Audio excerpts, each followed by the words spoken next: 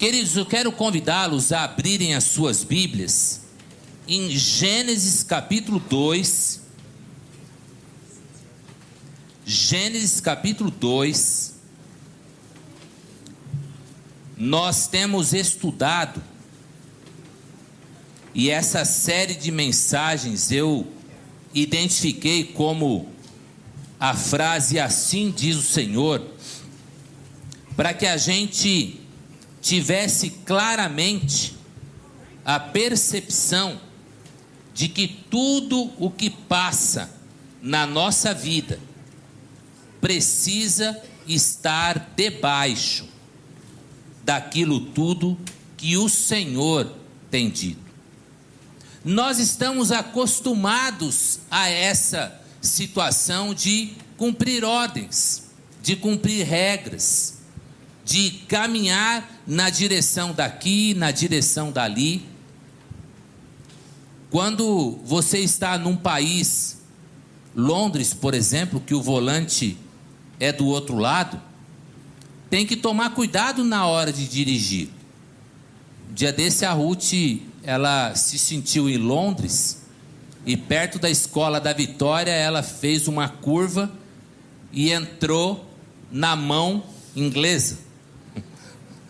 Como estávamos no Brasil, vários carros buzinaram. Aí ela parou e falou: eu acho que entrei na mão errada. Aí ajudaram ela a sair da contramão e foi para o lugar certo. Parâmetros. Todos nós temos os nossos parâmetros. Você que trabalha, você tem um parâmetro, um cartãozinho que ao chegar você passa lá no leitor, é o seu parâmetro. Começou a sua jornada.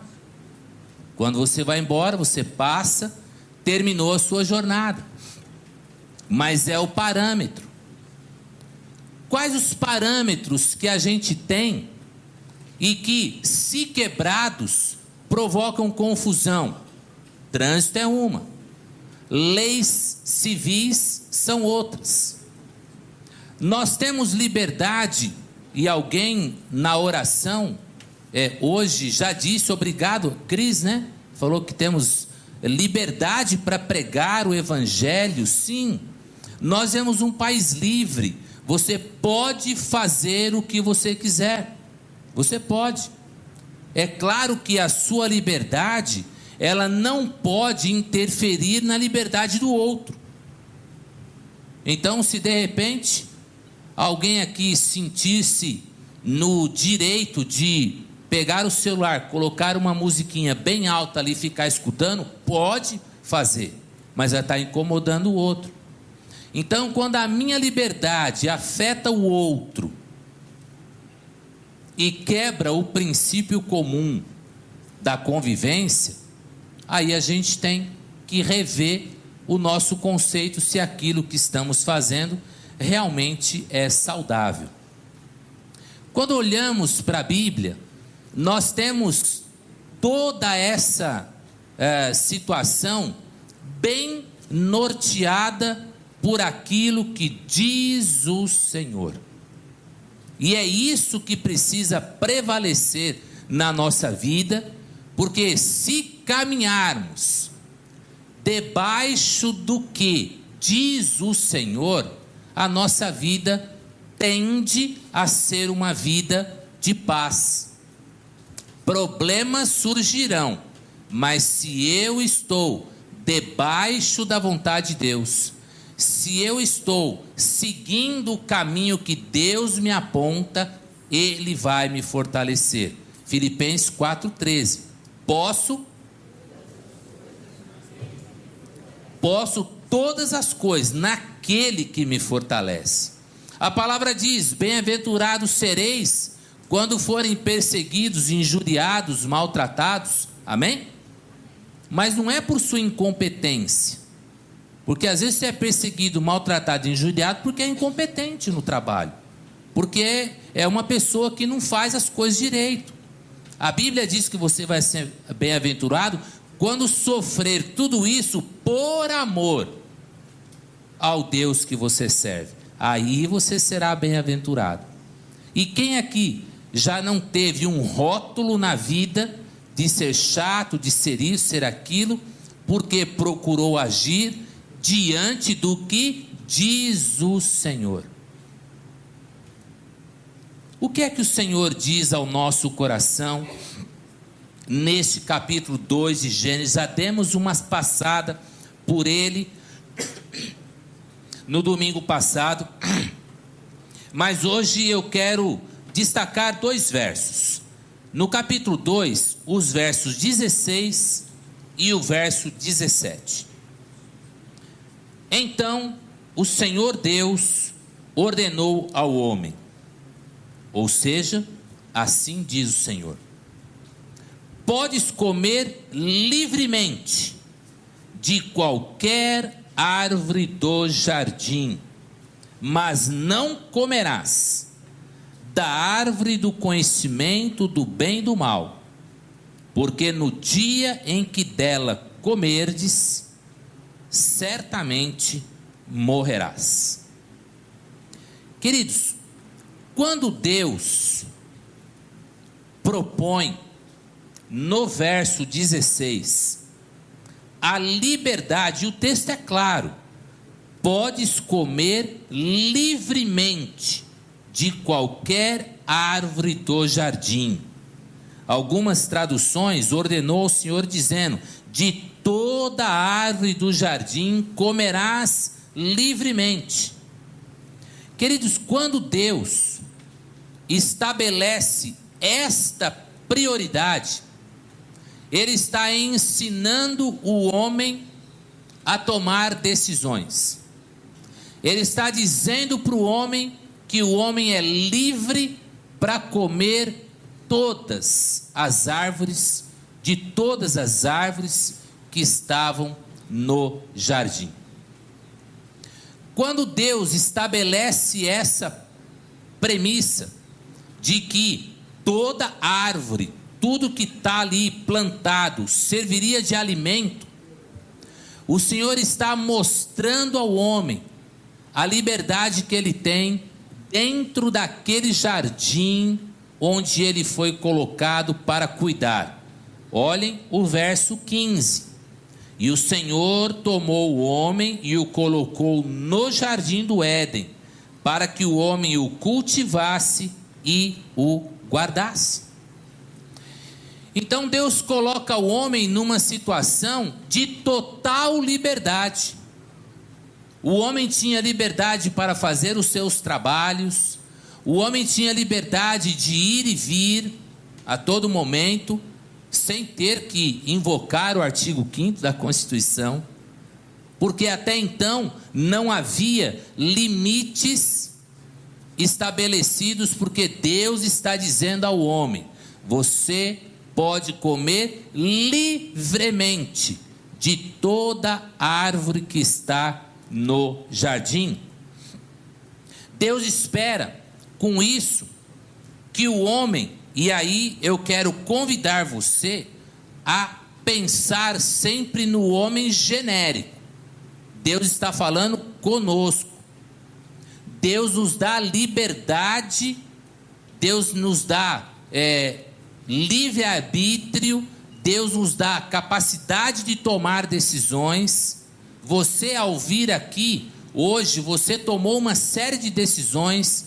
Você escolheu a roupa que ia colocar, você talvez não tenha conseguido sair na hora certa, porque aí não depende de você, depende de outros fatores, mas muitas decisões foram tomadas até você chegar aqui. E isso é um exercício que nós temos herdado de Deus. Deus estabeleceu que nós fôssemos criados à sua imagem e semelhança. Não seria tão mais simples para o homem se Deus desligasse o chip da decisão que o homem pode tomar errada? Não seria mais fácil desligar o chip?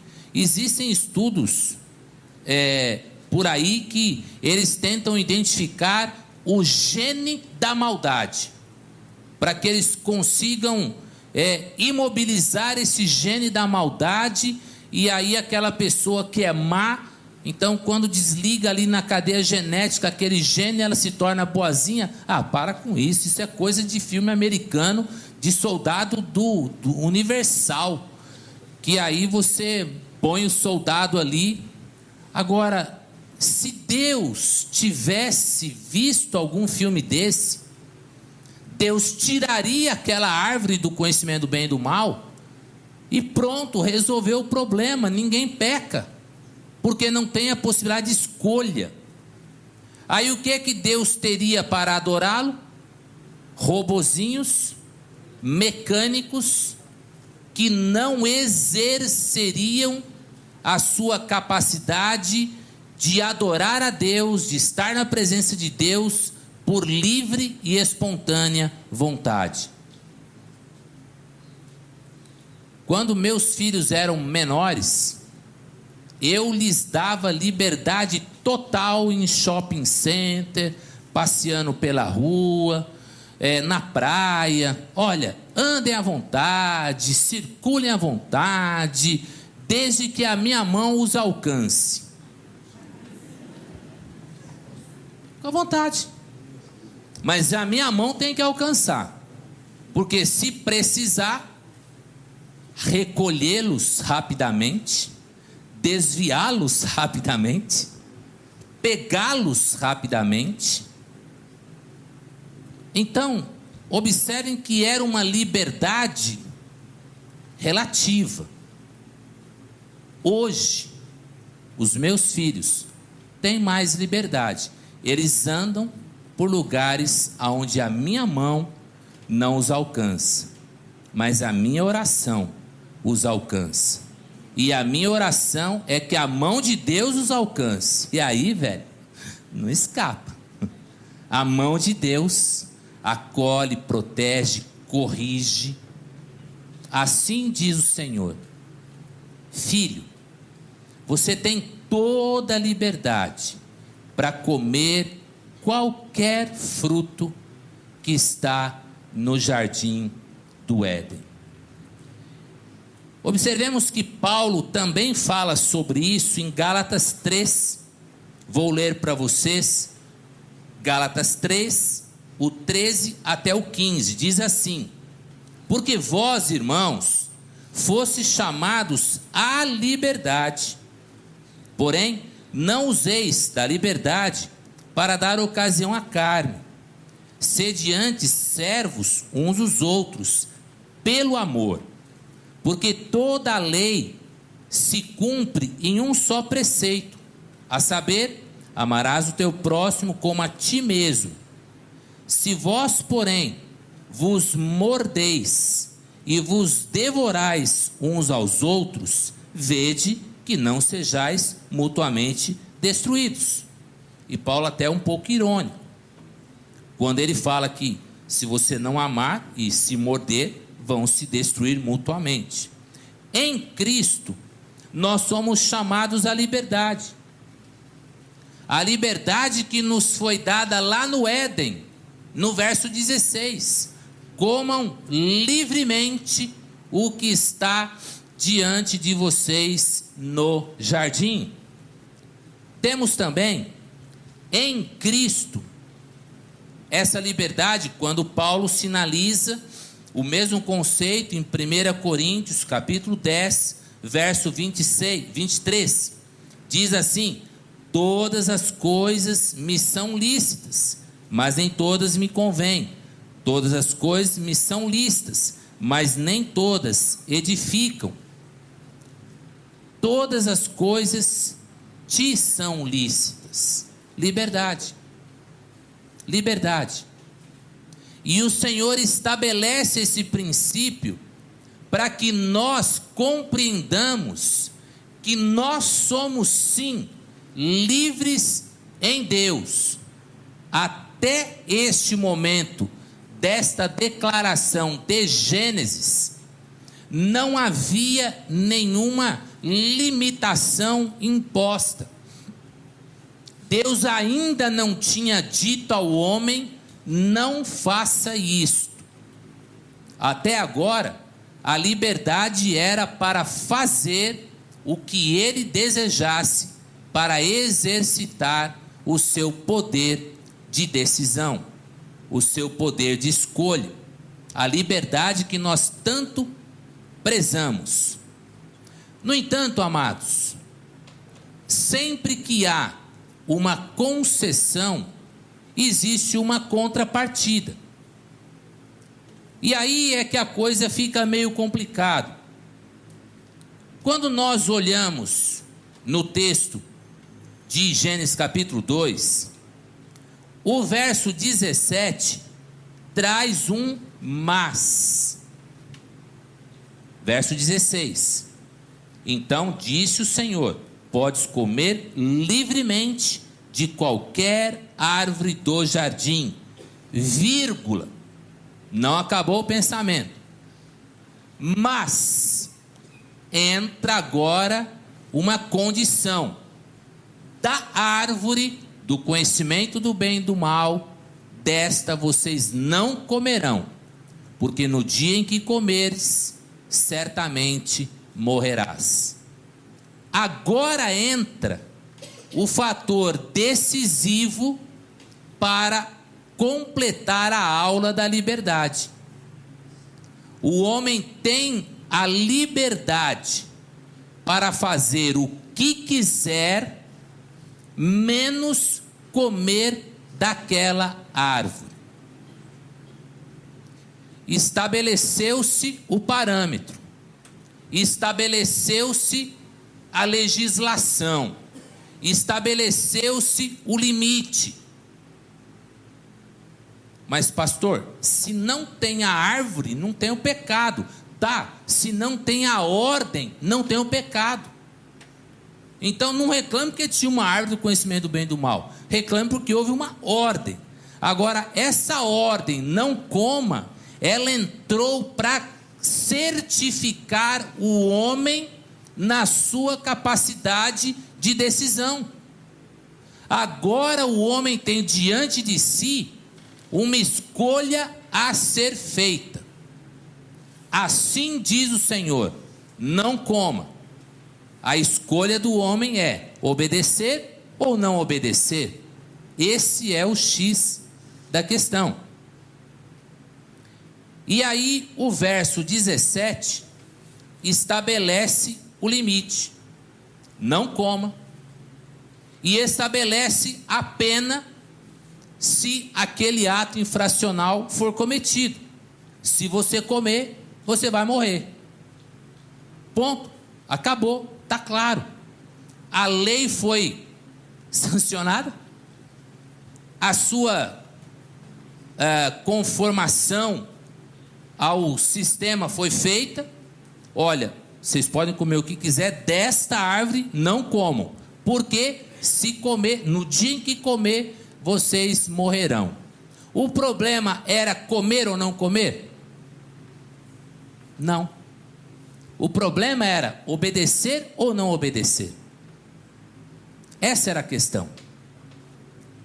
A partir do momento em que se quebra esse princípio, não interessa se comeu, se não comeu. No Novo Testamento, Jesus vai mais longe. Ele diz que se desejar algo errado, você já pecou, porque o processo do pecado começa na mente, vai para o coração, vira atitude, mas lá na sua cabeça, se desejou, já pecou. Então temos que tomar bastante cuidado com isso. E o verso 17, ele é muito claro: desta árvore, Deus sinaliza e aponta. Deus deixa bem marcado. Aquela árvore não estava escondida. Onde ela estava? No meio. E por que ela estava no meio? Para favorecer a visualização e para que fique claro que Deus não quer dar um jeitinho. Se Deus dissesse para mim: Jairo, se um dia você comer lagosta junto com escargot, você vai morrer. Eu ia viver eternamente, porque eu tenho medo só de pensar em qual é a textura de pôr um escargot na boca e morder. Não vai dar, porque a hora que você pôr na boca ele vai escorregar para dentro. Eu nunca comi lesma. Escargou, lesma, lesma, escargou. Então desse pecado eu não teria. Tenho feito jejum de ostra também, eu não gosto, enfim. Mas tem coisas que Deus não precisa nem falar para mim não fazer. Eu não faço mesmo. Agora, Deus poderia ter colocado esta árvore numa montanha bem alta, que o homem não conseguisse alcançar? Sim, poderia. Mas aí, na boa, Deus estaria dando a oportunidade para o homem tomar decisão? Não. Por isso a árvore ficou à vista, ela ficou à mostra, porque o que Deus quer é o coração na decisão, não é o ato que vai preocupar Deus. O que vai e o que Deus quer ver é o coração processando a decisão de obedecê-lo. Só isso. E aí a gente observa o seguinte: em Gênesis 3, no processo da queda do homem, e aí de novo genérico, a gente percebe que o tentador, ele procura confrontar, e isso já falamos claramente no domingo passado, o tentador procura confrontar o que diz o Senhor. É assim que Deus disse? E repete. E aí a mulher, na sua inocência, literalmente, na sua inocência, ela ouve a argumentação do tentador, no seu questionamento. Primeiro ele questiona, aí ela, não, Deus falou isso. Ela até exagerou, porque Deus não disse que não era para tocar, Deus falou que não era para comer. Ela falou, não, mas nem tocar pode. Ela foi além da lei. Aí o tentador, não, certamente não morrerás. Essa pena que foi imposta não vai acontecer, ao contrário, vocês vão ser iguais a Deus, vão conhecer o bem e o mal, vão ter sabedoria, vocês vão ser igual a Deus. E aí na sua argumentação, o tentador convence a Eva de que aquela fruta era agradável aos olhos, boa para se comer, e traria e agregaria um saber que os tornariam iguais a Deus. Esta avaliação convenceu a Eva.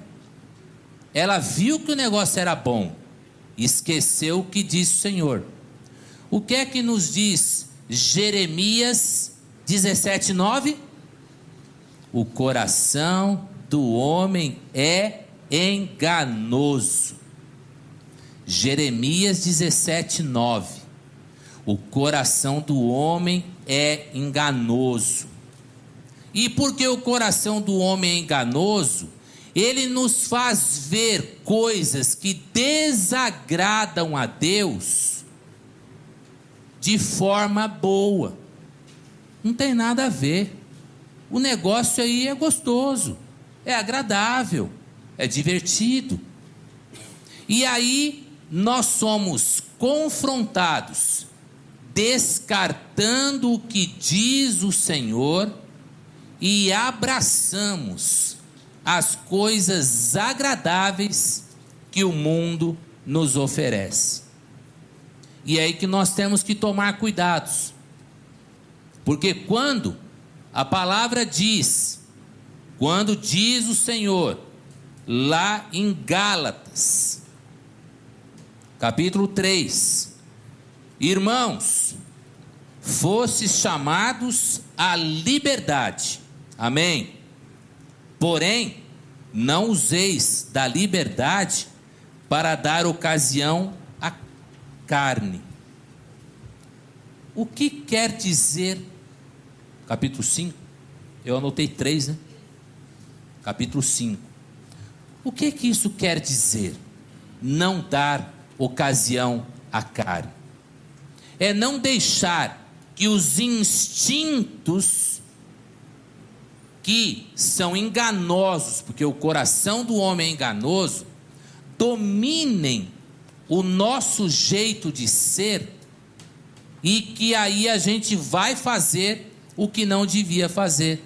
É o que Paulo diz: não usem da liberdade para dar ocasião à carne. O mesmo conceito se repete em 1 Coríntios 10, 23. Todas as coisas me são lícitas. E no gabinete pastoral a gente ouve muito isso. Mas pastor, a Bíblia diz que tudo é lícito. Leia o resto. Vamos ler o texto como um todo. Sim, tudo é lícito. Já contei para vocês, vi no Face uma brincadeira e perguntaram para o seu pastor: na sua igreja pode fumar? Pode. Pode beber? Pode. Pode ir para a balada? Pode. Pode transar com a namorada antes? Pode. Pode fazer isso? Pode. Pode. Mas pastor, na sua igreja pode tudo? Claro, tudo é lícito, mas nem tudo convém. Aí o pastor disse: se tu fizer tudo isso que você está perguntando, tu não vai para o céu. Você pode fazer, você só não vai se encontrar com o Senhor, porque a sua vida vai estar em desacordo com um fator: santidade. E o que a Bíblia diz a respeito de santidade? Nos manda buscar a santidade, porque sem ela ninguém verá a Deus. Você tem um bilhete para encarar Deus? Esse bilhete se chama santidade. E é isso que Paulo está norteando, nos dizendo para nós andarmos na liberdade em Cristo, sem que isso cause escândalo, leve alguém a pecar. E em 1 Coríntios, Paulo deixa claro que tudo é lícito, mas nem tudo convém. E aí, amados, quando nós entendemos essa dinâmica, que o Senhor deu instruções, colocou parâmetros, colocou as consequências do parâmetro, e lá no capítulo 3, a gente percebe que, movida por uma argumentação lógica, seriam iguais a Deus, porque estariam tomando decisões, conheceriam o bem e o mal. É uma meia-verdade, mas não era o efeito do comer que era o problema, era não comer. Esse era o fator diferencial. E o homem peca, e na entrada do pecado a comunhão com Deus se perde, as dores aumentam, o sofrimento se faz presente, e tudo aquilo que a gente já conhece do efeito do pecado se instala na vida da humanidade, porque não deram ouvidos ao que disse o Senhor. O meu desejo nessa manhã é motivar a igreja a caminhar debaixo daquilo que diz o Senhor. E hoje, especificamente, olhando para os versos 16 e 17, compreender que Deus nos dá liberdade, mas põe certos parâmetros, e que a gente precisa conhecer a palavra de Deus para que nós possamos seguir obedecendo aquilo que Ele diz, pode fazer e não pode fazer. A Bíblia não é um livro bem visto pelos neurolinguistas, porque na neurolinguística eles propõem que o não reforça o ato que a pessoa está para fazer ou não. Então, se você diz não coma, a pessoa vai querer comer, e aí não faça, a pessoa vai querer fazer. Claro, o coração do homem é enganoso, e o coração do homem sempre vai andar na contramão do que Deus disse. os 10 mandamentos e tantas outras instruções, Deus é claro. Ele não usa de meias palavras. Não faça, não peque, não ande por aqui. Mas ele é claro também: anda em minha presença, ser perfeito, eu estarei contigo. Obedeça a minha palavra e eu te abençoarei. E assim a gente vai caminhando. Por isso, queridos, o desafio que eu quero deixar nesta manhã é que nós aprendamos a valorizar a liberdade que nós temos dada por Deus, mas que a gente saiba dosar as nossas atitudes, as nossas escolhas, a nossa postura de vida, baseadas naquilo que diz o Senhor. Se a palavra em algum momento recomenda que não faça, não faça. Mesmo que isso, para você, não faça diferença nenhuma. É o que Paulo fala em 1 Coríntios. Para mim, comer carne ou não comer, tudo bem, não tem problema. Mas se comer essa carne vai levar o meu irmão a pecar, eu paro de comer. Eu paro de comer. O problema em Corinto era bem específico, era comer carne que era sacrificada a ídolos. Aí Paulo dá uma dica: aí, não pergunta, coma, não pergunta, porque se você souber, aí você tem o parâmetro da lei. Se o meu irmão mais fraco na fé se escandaliza e eu sou instrumento de pecado na vida dele, porque eu comi essa carne, então eu não vou comer. Perdeu de comer o bife, perdeu. Agora, se você não perguntar, no caso de Paulo aqui em Corinto, se você comesse a carne sacrificada a ídolos, sem o conhecimento de que era, vocês percebem que o problema não é comer ou não comer. O problema é o que a minha atitude vai refletir na tua vida. Não foi assim que terminamos a nossa última mensagem no domingo? A tua luz precisa brilhar para levar outros para a presença de Cristo. A tua luz precisa mostrar o caminho para que outros sigam você e cheguem a momentos de paz. Se isso não acontece, hoje é o dia de você encarar o Senhor e dizer para Ele: Pai, perdão, porque eu tenho usado erroneamente a minha liberdade. Converse com o Senhor e com certeza Ele vai ajudar você a reorientar o seu jeito de ser. Amém? Abaixe sua cabeça, vamos orar.